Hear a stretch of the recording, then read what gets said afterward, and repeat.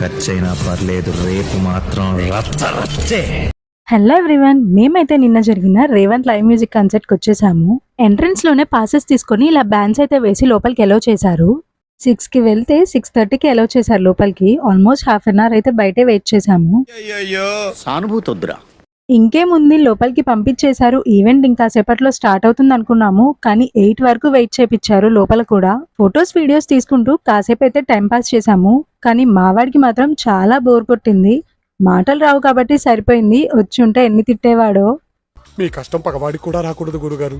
మరేరా concert గురించి wait చేసి చేసి బోర్ కొట్టి మావాడే ఇలా మ్యూజిక్ అయితే స్టార్ట్ చేశాడు. తీస్తా, నాలో ఉన్న క్రియేటివిటీ మొత్తం బయటికి తీస్తా, నా తడాకా చూపిస్తా.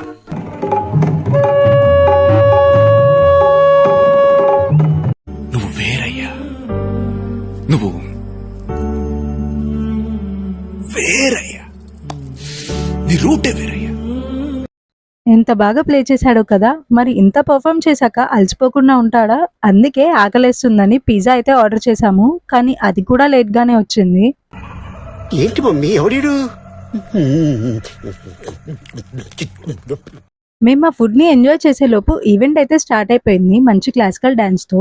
ఈవెంట్ స్టార్ట్ అయ్యాక మా వాడు ఇలా చేస్తాడని మాత్రం అస్సలు ఎక్స్పెక్ట్ చేయలేదు. ఏం చేశాడో తెలవాలంటే పార్ట్ 2 వీడియో తప్పకుండా చూడండి. Until then, don't forget to like and subscribe. Bye bye.